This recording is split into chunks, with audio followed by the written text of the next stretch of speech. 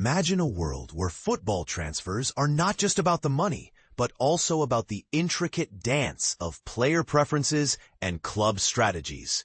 This is the reality Chelsea finds itself in as it aims to secure a cost-effective deal for Manchester United's Alejandro Garnacho.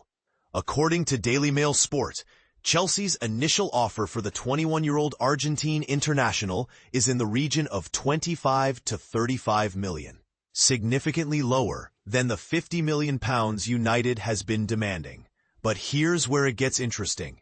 Garnacho himself has made it clear that he wants to join Chelsea, and he has been turning down other clubs. This player preference gives Chelsea a strong bargaining chip. Adding to the mix, Chelsea is also keeping a close eye on Barcelona's 22-year-old left-sided attacking midfielder, Fermín López. Coach Hansi Flick initially blocked Lopez's departure, but with Barcelona looking to offload players to register new signings, the door might be opening for Chelsea. This situation highlights the often overlooked aspect of how player loyalty and career aspirations can influence transfer negotiations. On the other side of the coin, Manchester United is making strides in their own transfer dealings. Talks with Real Betis for Antony and Napoli for Rasmus Hojlund are progressing, with both deals likely to result in significant losses for United. This financial pressure adds urgency to their need to maximize the return on Garnacho, who has shown immense potential but is now seeking a move.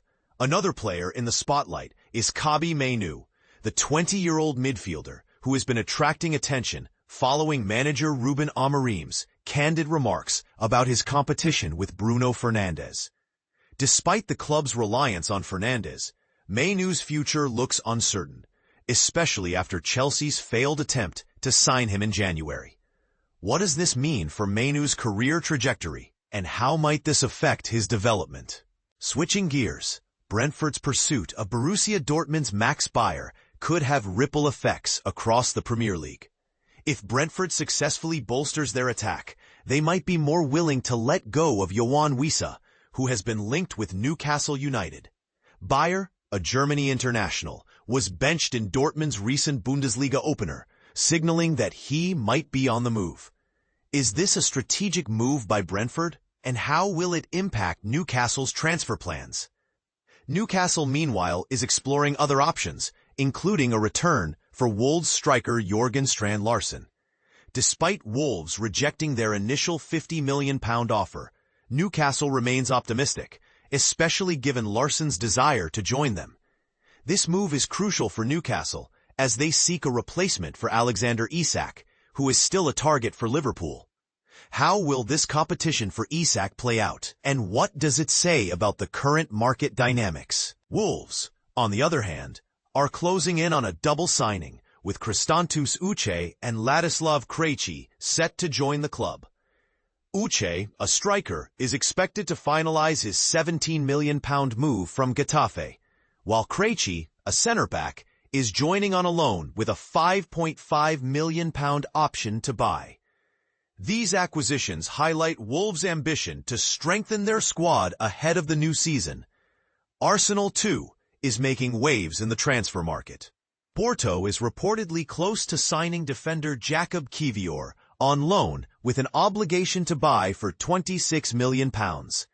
Kiwior's departure will pave the way for Arsenal to pursue Bayer Leverkusen's Piero Hincapie.